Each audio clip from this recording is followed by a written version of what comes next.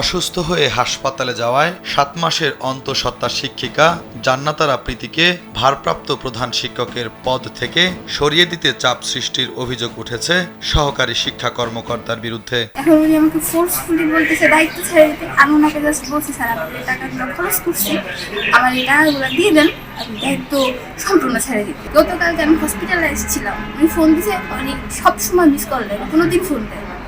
আমি ফোন দিলে ফোন কাইটে ব্যাক করা লাগে, আর মানে মিস কল থেকে ব্যাক করা লাগে। আমি কালকেও দেখার পরে আমি চেম্বারে ছিলাম, হসপিটালের চেম্বারে, পরে দেখে ব্যাক করছি।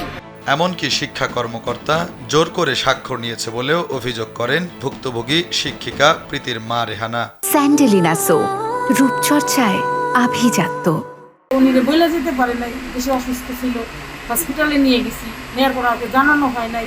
জানানো স্কুলে যে অন্য টিচার ছিল তাকে জানানো হয়েছে যে আপনারা পরীক্ষাটা চালায় নিয়ে, আমি তো খুব অসুস্থ। পরে শেষে উনি বললো আমাকে কেন বলা হইলো না, আমাকে কেন বলা হইলো না। পরে শেষে ওরে হসপিটাল থেকে 5টার সময় ছাড়ছে, 5টার সময় এসে উনি এখানে অন্তত 1.5 ঘন্টা বসে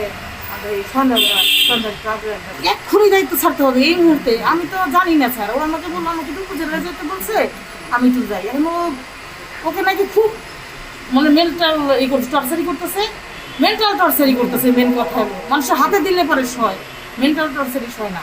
ও কান্দে দিছে ফোন দিয়ে, জাম্মু আমার সাথে এরকম করতেছে। নিজের অনিয়ম দুর্নীতি ঢাকতেই আমিনুরকে প্রধান শিক্ষকের পদ নিয়ে মাথা ব্যথা করতে হচ্ছে বলে অভিযোগ করেন প্রীতি। আমি দায়িত্ব পাওয়ার পর থেকে স্কুল যে চলতেছে, স্কুল মেনটেন্যান্সের খরচ থাকতেছে, কিন্তু আমি মানে স্কুল মেনটেন্যান্সের খরচ থাকে, আবার সরকারি টাকা আসে। তো আমার কাছে কিছু টাকা জমা ছিল, সেই টাকা আমাদের এটিও স্যার সে হলো নিচে আমাকে স্কুল মেনটেন্যান্সের কোনো খরচ দেয় না। এ যাবৎকালে স্টিপের টাকা আসুক, যে টাকায় আসুক, উনি আমাকে তুলে নিছে। কিন্তু আমি যতবারই বলছি স্যার আমার স্কুল মেনটেন্যান্সের জন্য কিছু টাকা দরকার, উনি আমাকে সবসময় বলছি যে পরে দেখা যাবে, পরে দেখা যাবে। এদিকে ঘটনার সত্যতা জানতে সহকারী শিক্ষা কর্মকর্তা আমিনুরের অফিসে গেলে সাংবাদিকদের সঙ্গে তর্কে জড়ান তিনি। আমার বিরুদ্ধে কোনো অভিযোগ হয়ে থাকে, কী অভিযোগ হয়েছে সেটা আপনি আমাকে মানে লিখিতভাবে জানান যে এই অভিযোগগুলো আমার বিরুদ্ধে হয়েছে। তারপর আপনি আমার কাছে যা চান লিখিতভাবে চান, আমি লিখিত জবাব দিব।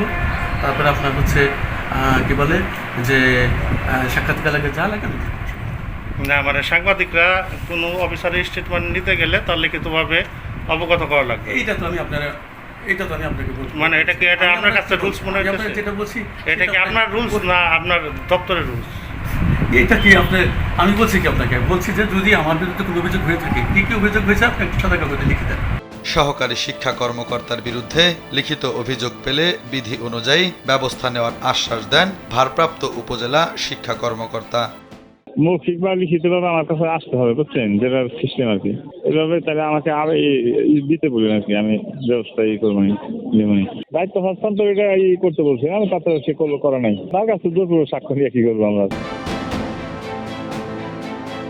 শুভ খান, কালবেলা।